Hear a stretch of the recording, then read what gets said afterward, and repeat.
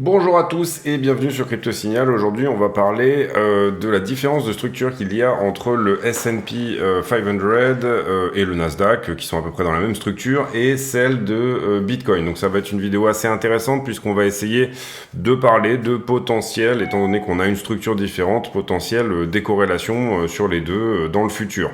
On va aussi probablement aller faire du Glassnode si on a le temps, et puis ensuite on ira probablement voir également les données de dominance, toutes ces choses-là. Donc on passe en partage d'écran, j'en profite pour dire à ceux qui le souhaitent de ne pas hésiter à s'abonner, activer la cloche des notifications et venir éventuellement nous rejoindre sur le Discord, dont le lien est également en description de la vidéo.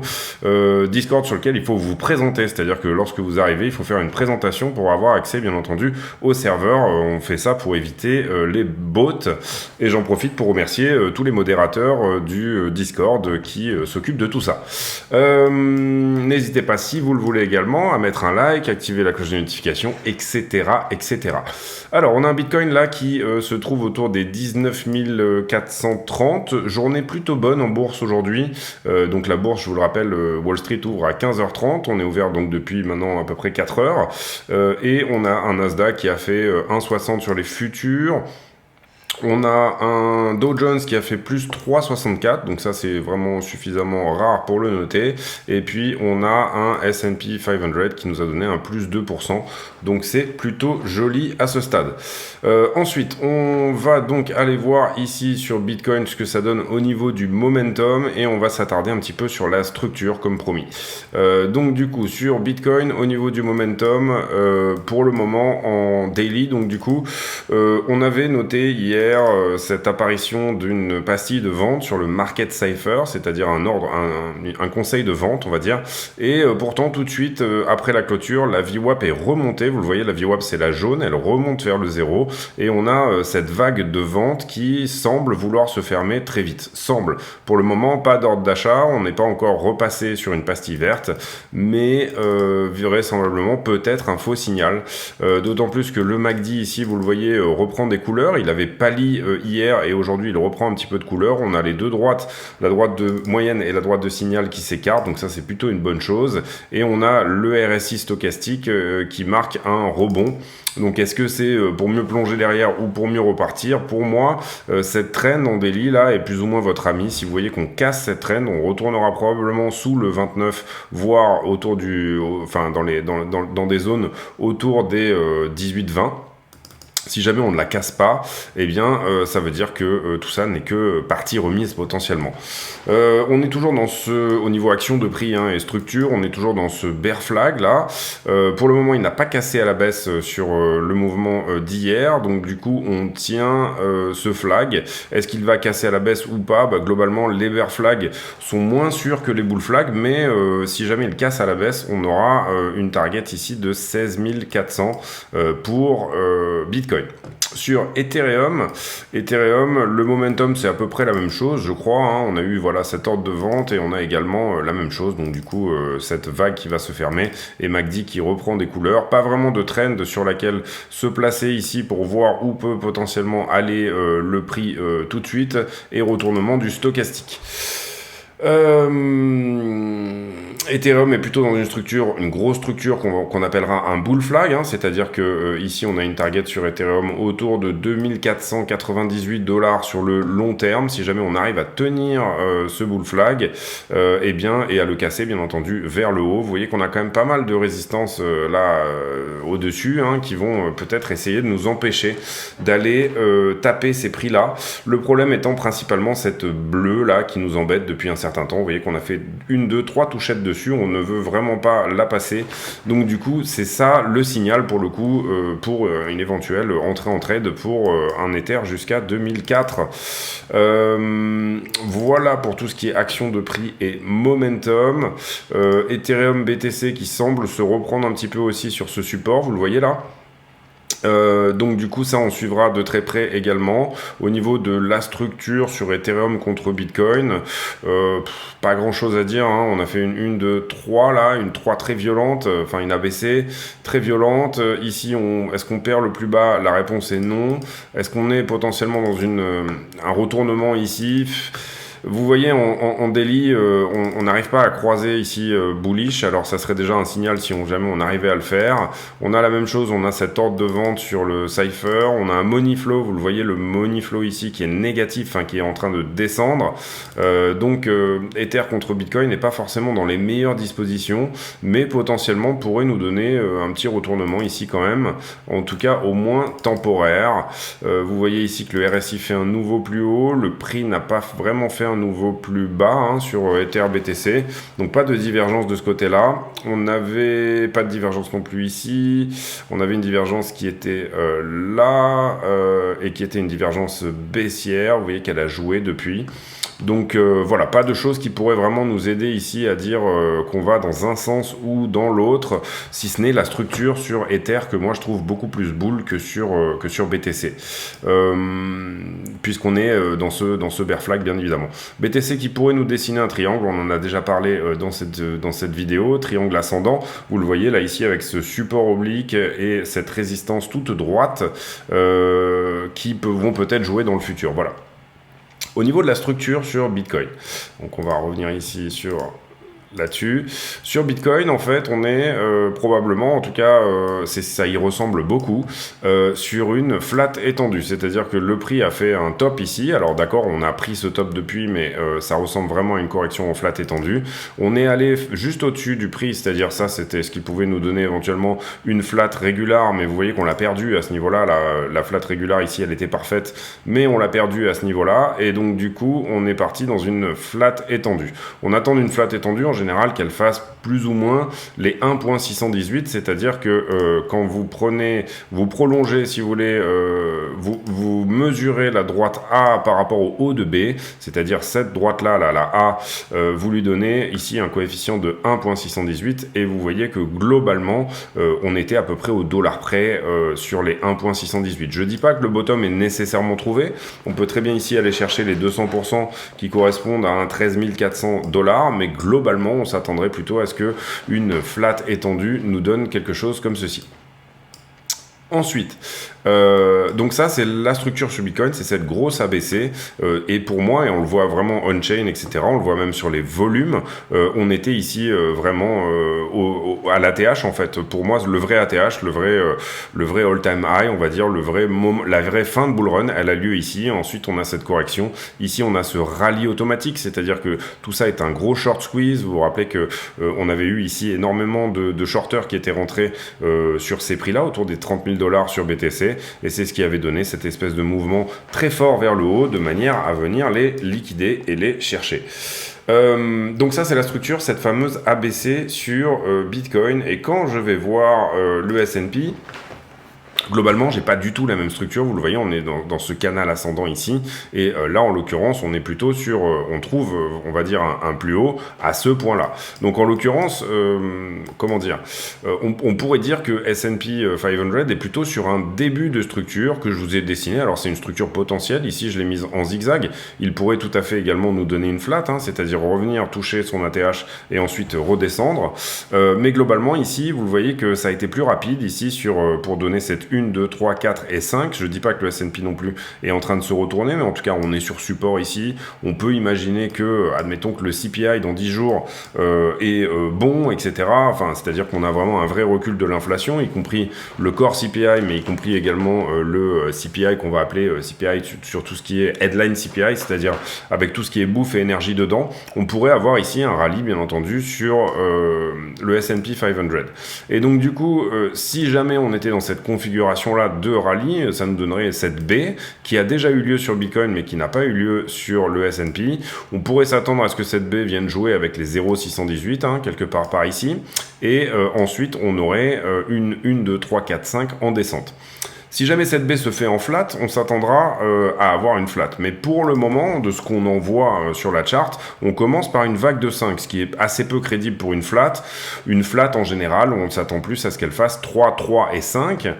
Et vous le voyez, je vous montrerai après sur Bitcoin, c'est assez clair au niveau des structures que c'est quelque chose qu'on peut avoir. Mais là, en l'occurrence, ici, vous voyez qu'on commence par une leading diagonale. Enfin, pour moi, c'est ce que je vois à l'écran. Et donc, du coup, on s'attendra plutôt à avoir 3 vagues de hausse pour la baie et ensuite 5 vagues de hausse pour pour la baisse pour une structure éventuelle en zigzag, ok? Donc zigzag, c'est la blanche qui est ici, que je vais vous mettre dans une autre couleur, histoire que on soit bien clair sur la structure. Voilà, c'est la verte maintenant. Et donc du coup, ça nous donnerait ça, un rebond de B au 0,618 potentiellement, ou peut-être plus, et ensuite 5 vagues de descente. Alors là, je vous les ai mises à peu près sur des supports, des choses comme ça. Enfin, j'ai essayé de faire un truc à peu près cohérent. 5 vagues de descente pour soit une ending diagonale, soit tout simplement une impulsive normale d'Elliott. Quand on regarde donc la structure pour moi sur S&P, on s'attendrait potentiellement à ce que S&P nous donne un mouvement haussier, et si jamais, encore une fois, ça pourrait être une flat, on reviendrait jouer avec les ATH, mais en tout cas ici on s'attendrait à, après ces 5 vagues, à potentiellement avoir 3 vagues de hausse, voilà. Si jamais on regarde Bitcoin, vous comprenez que Bitcoin, son ABC, il est déjà plus ou moins, en train de construire l'AC. Donc pour le coup, on pourrait ici avoir à un moment donné les actions qui tombent, alors que Bitcoin, lui, repart dans une impulsif et repart dans quelque chose de plus haut. Néanmoins, Bitcoin n'a pas nécessairement fini ces 5 vagues là pour le coup, et lui, il est plus dans une impulsive que dans une diagonale. Donc c'est celle que je vais vous mettre là ici en surbrillance. Désolé, hein, c'est un peu rébarbatif le Elliott, mais du coup c'est pour expliquer mes propos ici. On s'attendrait plutôt à une 4 ici qui vienne rejouer avec les 25 000 $, et c'est peut-être ce que pourrait nous donner cette fameuse B sur le S&P, et puis ensuite le S&P ferait sa C, ce qui donnerait pour Bitcoin une 5 pour terminer ce mouvement. Il est possible que la 4 ait eu lieu ici et qu'elle se soit terminée là. Néanmoins, on s'attendrait plutôt à avoir quelque chose de cohérent, c'est-à-dire qu'on s'attendrait plutôt à avoir quelque chose où on revienne ici faire un bisou au niveau du biseau et à avoir quelque chose de très clean au niveau des vagues d'Elliott. Alors pas forcément pour la 5, c'est-à-dire que la 5 n'est pas forcément obligée de venir toucher le biseau en bas, mais par contre pour les 1 et 2 et 3 et 4, enfin 2 et 4 plutôt, et 1 et 3, on s'attendra vraiment à ce qu'ils aient une cohérence entre eux. Ensuite, voilà pour cette idée de différence de structure entre Bitcoin et le S&P. On verra si l'avenir donne raison un petit peu à cette lecture du game. On regarde là la market cap totale qui pour le coup est sur son support des 900. Alors pour moi, il y a une forte résistance autour des 957, 956, 957. Donc on va voir ici si jamais on revient jouer avec cette résistance, mais vous voyez que elle a pas mal servi par le passé, et donc ça c'est la market cap totale de toutes les cryptos. Un petit tour sur la stablecoin dominance. Stablecoin dominance, vous savez qu'on a ce canal qui dure depuis l'apparition des stablecoins, qui est le canal d'adoption tout simplement des stablecoins depuis 2018. Ici 2019 parce que voilà, si jamais on regarde les vieux stablecoins, c'est-à-dire avant l'apparition du BUSD, on a bien quelque chose qui commence en 2018. Donc on est dans ce canal et je reviens avec le BUSD là. Et du coup on est ici plus ou moins dans une structure de bull flag. Donc attention à ça, c'est-à-dire que on pourrait sortir de ce fameux canal comme on l'a fait déjà par le passé. Structure de bull flag, donc on va vraiment faire attention à ça avec une target de 19. Ça voudrait dire nouveau plus bas sur Bitcoin. Plus de stablecoin en market cap, enfin en pourcentage de la market cap totale, égale tout simplement retracement du Bitcoin et des alts. Là, on va décaler un petit peu la target puisque on a traîné dans ce flag, on est en train de traîner dedans. Ce qu'on veut voir pour l'instant, c'est que ce flag parte à la baisse là ici et nous construise autre chose que cette structure très parallèle en descente. Voilà pour plus ou moins l'analyse technique, on va dire. On va maintenant s'attarder un petit peu sur les news. Sur les news, qu'est-ce qu'on peut dire? Donc ça, on en a parlé, un rebond des stocks. Le Crédit Suisse qui part en dents de scie sur des inquiétudes autour de sa santé financière. Ça, j'en ai un petit peu parlé hier. Les banques européennes qui sont un petit peu mal ici en termes de santé financière, tout à fait. Coinbase qui arrange un problème technique qui avait temporairement mis en pause les paiements et les retraits sur les banques US. Kim Kardashian qui paye une amende de 1,26 million à la SEC pour avoir fait la promotion de l'Ethereum Max. Voilà pour ce qui concerne CoinDesk. Toujours Kim Kardashian ici. Ça, on en a parlé hier également. Alors, il y a un article assez intéressant. Je ne sais pas s'il est là. Je voulais vous le montrer quand même parce qu'il était plutôt pas mal. Je crois que c'était sur The Block. Toujours Kim Kardashian ici. Bon, c'est pas grave. C'était un article du CFTC. Oui, voilà, c'est celui-ci. Donc toujours le chairman du CFTC. Donc ça, c'est les commodities, c'est-à-dire tout ce qui a trait à la régulation autour du trading de commodities. Tout simplement l'or, le pétrole, le blé, voilà, toutes ces choses-là qui ne sont pas des contrats d'investissement, mais qui sont des matières premières, on va dire. Et Benham, c'est comme ça qu'il s'appelle, oui.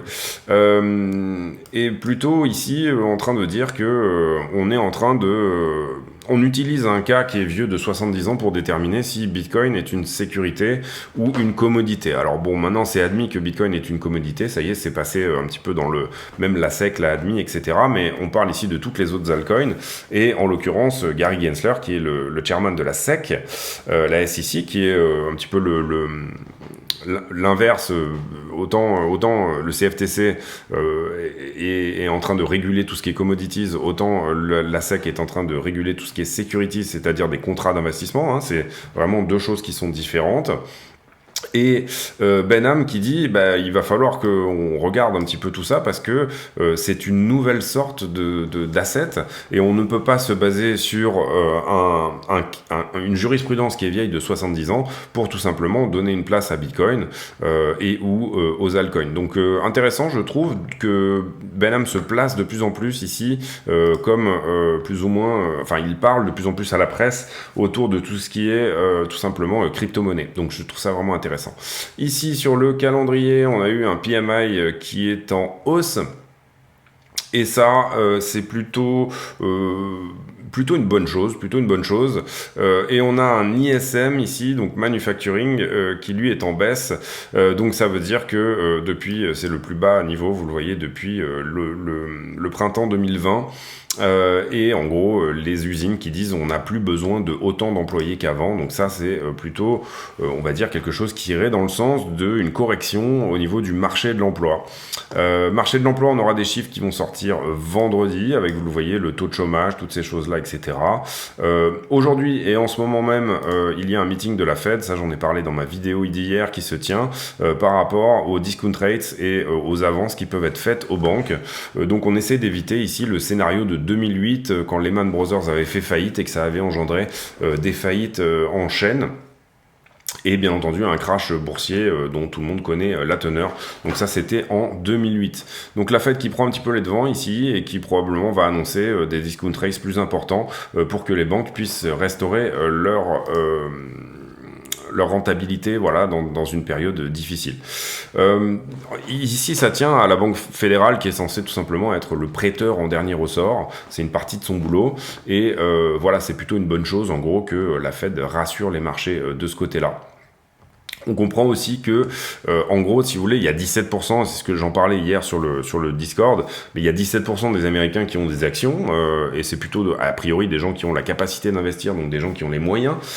Et en l'occurrence, ici, on comprend que, comment dire, la Fed s'en fout complètement que les stocks baissent, c'est pas vraiment la question, à part si ça met vraiment en danger les entreprises et s'il y a vraiment un crash, mais en l'occurrence par contre les banques, ça les embête un petit peu plus, et les banques sont fortement investies sur les marchés, vous le savez, et donc du coup là ça commence un petit peu à sentir le pivot du côté de la Fed, à savoir que potentiellement, alors on va aller voir le sondage ici du CME, du CMI, et donc du coup au niveau du sondage on est à 60-40, 60% des acteurs du marché qui pensent qu'on va augmenter de 0,75% et le prochain meeting sera pile poil dans un mois, le 2 novembre, et 40% du marché qui pense que Powell ne va faire que 0,50.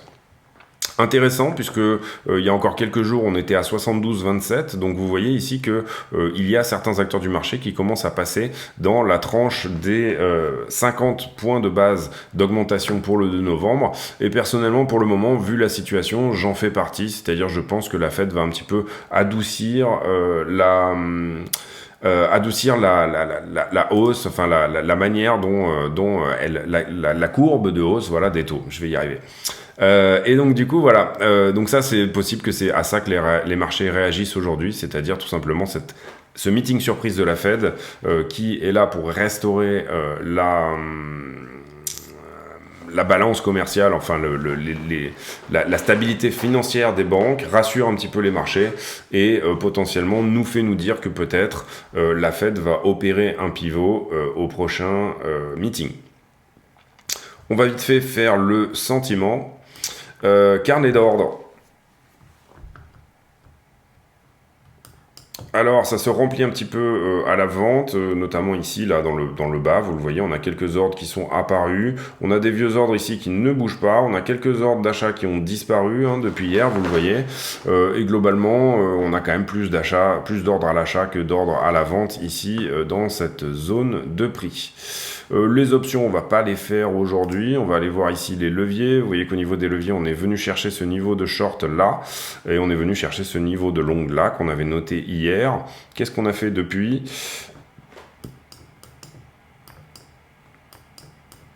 Alors, depuis, on s'est construit donc là, ici, sur du long. Ce niveau est quand même assez important, mais vous voyez qu'il a été travaillé, donc ça, c'est plutôt une bonne chose. Et vous voyez le open interest qui revient tout de suite au point de départ. Hein, donc, ce niveau-là, bien entendu, on peut l'enlever.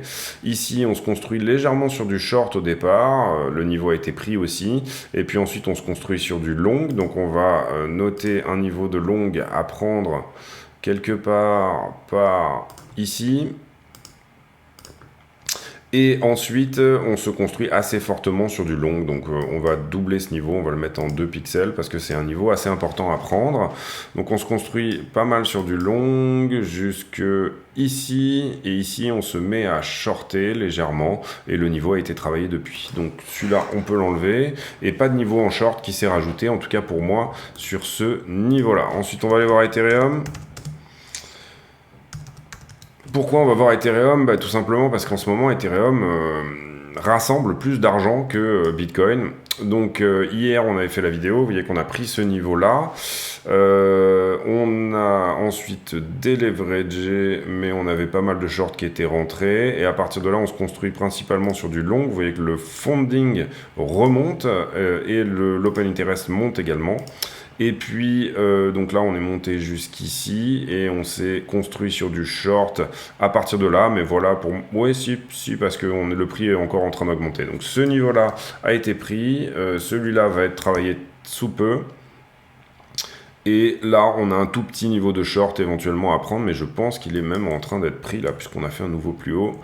Oui, il a été pris, donc voilà. Donc on sauve ça, on garde ça, on va vite fait voir les poches de liquidité. Potentiellement ici, plus de shorter que de longueur désormais sur BTC, avec cette assez grosse position ici qu'il faudrait venir prendre aux 19 600$. Je pense que le prix en est pas loin là à l'instant T. Et ici sur Ether, même chose, on a désormais plus de shorter que de longueur. On a pris cette position ici, celle-ci pourrait être prise au 1337, 1352. Vous voyez qu'on a une petite zone ici de densité, quasiment jusqu'au 1004. Donc voilà, ça pourrait donner ça. Sur la heatmap en 12 heures, on va la prendre sur Binance. Sur la heatmap en 12 heures, on voit qu'il y a quelque chose vraiment à prendre juste au-dessus là, pas loin sur Bitcoin, vraiment sur les liquidités dernières, voilà 19,6, quelque chose comme ça, mais on va probablement ici faire une mèche en haut avant de libérer ça. Est-ce qu'on va venir monter ici jusqu'à 19,9 ? C'est une bonne question. Est-ce qu'on va vraiment nettoyer toute cette zone ou pas ? Généralement, on a tendance à juste venir prendre, vous le voyez là ici, le jaune, et puis ensuite on verra ce que va nous dire le prix. Ce qu'on veut maintenant, c'est du shorter, on veut qu'un maximum de shorters viennent tout simplement shorter le prix pour qu'il pose de la liquidité en haut et que ça permette à Bitcoin de repartir de plus belle. Est-ce qu'on fait un peu de Glassnode ? 24 minutes, allez, très rapidement. Juste sur Glassnode, ce que je voulais vous montrer, et c'était... il y a une analyse on-chain maintenant sur Cryptost, qui est assez intéressante, ProfChain je crois, et qui mettait en avant un truc assez intéressant qui est que assez souvent sur les bottoms on a, et ça c'est le Accumulation Trend Score, c'est-à-dire à quel point le Bitcoin est accumulé. Vous le voyez ici en fonction de l'importance des adresses, et vous voyez ici qu'on est dans le violet quand c'est très fortement accumulé, et dans le jaune quand c'est plutôt distribué ou en tout cas peu accumulé. Et vous voyez que les dynamiques de bottom assez souvent se font sur une forte accumulation, et puis ensuite une période de doute, et ensuite une réaccumulation. Donc on part sur du violet, ensuite on part dans du jaune, ensuite on part sur du violet. Et c'est assez intéressant de le regarder. Vous le voyez, même chose ici au bottom, forte accumulation, zone de doute et à nouveau accumulation. Ici pareil sur le bottom de 2019, forte accumulation, période de doute, accumulation. Sur le crash Covid, même chose, accumulation, période de doute, réaccumulation. Et là, on a déjà fait cette phase d'accumulation, on est dans la période de doute. Donc si là, on commence et on est en train de commencer à réaccumuler, on repasse au 0,43 alors qu'on a fait des scores proches de 0 pendant un certain temps. Si là on commence à réaccumuler, c'est plutôt bon signe pour Bitcoin. Le HODL, on en parle assez souvent, donc du coup bon, il est dans le vert, c'est bon, on est ok. Le NUPL qui est toujours dans la peur actuellement, dans la capitulation même, du coup on est repassé dans le rouge.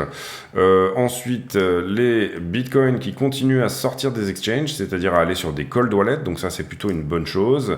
Ensuite on va regarder le net realized profit and loss. Qu'est-ce que c'est? C'est tout simplement ceux qui sont vraiment positionnés à la vente ou pas, c'est-à-dire contrairement au NUPL qui est unrealized, c'est-à-dire ceux qui n'ont pas vendu, à quel endroit ils avaient acheté et comment ils sont, est-ce qu'ils sont sous l'eau ou pas. Là en l'occurrence c'est plutôt ceux qui sont dans une dynamique vendeuse ou acheteuse et qui pratiquent un acte de vente ou un acte d'achat, où est-ce qu'ils le font. Et là vous voyez que on a tendance à sortir à break-even, ce qui est tout à fait une dynamique de bottom aussi, c'est-à-dire qu'à chaque fois que les bitcoins reviennent à leur prix d'achat, on a pas mal de gens ici qui sortent du marché. C'est une dynamique de bottom tout à fait normale.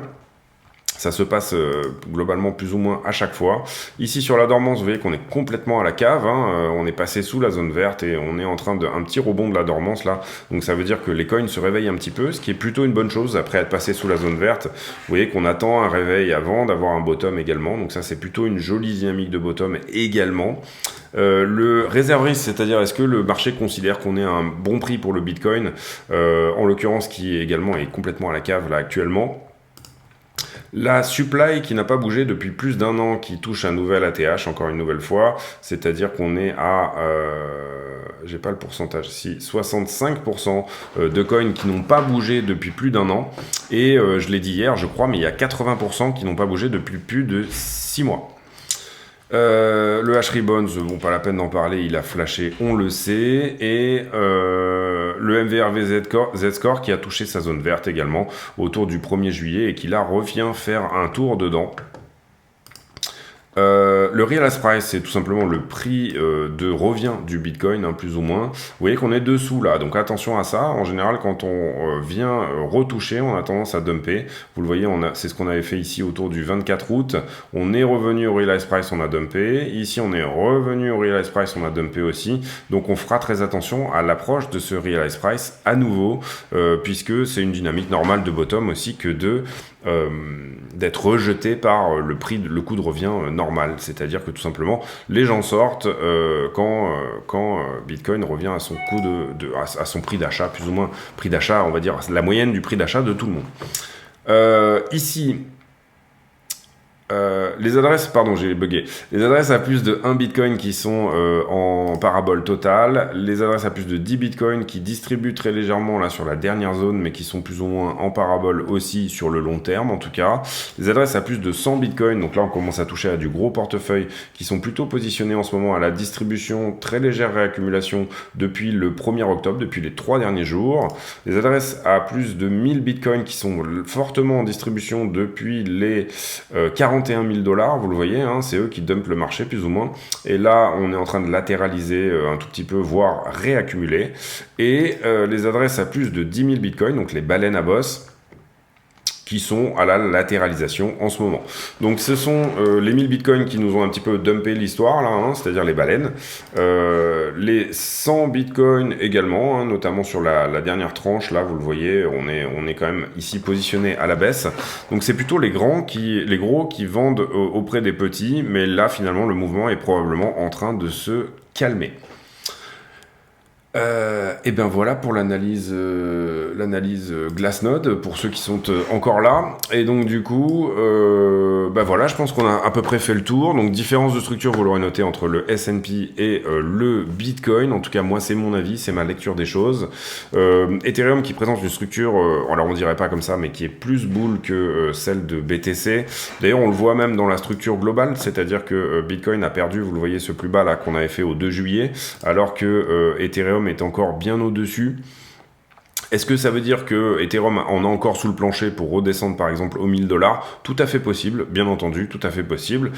Mais pour moi, on est plutôt ici dans une structure qui me dit que Ether va peut-être péter en haut. Ensuite, voilà, on a fait le tour. Donc du coup, merci à tous pour votre soutien, etc. On va bientôt passer les 4000 abonnés, c'est super cool. N'hésitez pas à venir nous rejoindre sur le Discord, si le cœur vous en dit, où ça discute crypto un petit peu tous les jours. Et puis à mettre un like et éventuellement vous abonner si c'est pas déjà fait, activer la cloche des notifications et éventuellement mettre un commentaire d'encouragement. J'ai pour habitude en fin de vidéo de demander à ceux qui ont réussi à regarder la vidéo jusqu'à la fin, à demander une question à la con. Et la question du jour sera si vous aviez la possibilité de faire revenir quelqu'un, on va dire, qui a passé l'arme à gauche, ne serait-ce que pour 5 minutes, quelle serait cette personne ? On est beaucoup dans la philosophie en ce moment, mais du coup, voilà, pourquoi pas. Hein. Donc voilà, quelle serait cette personne si vous aviez la possibilité de discuter avec quelqu'un qui malheureusement est décédé ? Est-ce que vous auriez... quelle serait la personne que vous auriez... vraiment du mal, avec qui vous auriez la possibilité de discuter par exemple 5 minutes, à qui feriez-vous appel ? C'est tout pour moi aujourd'hui, je vous souhaite à tous une très bonne soirée, on se retrouve demain pour un nouveau point météo sur le Bitcoin, à très bientôt et merci de votre fidélité, de votre soutien.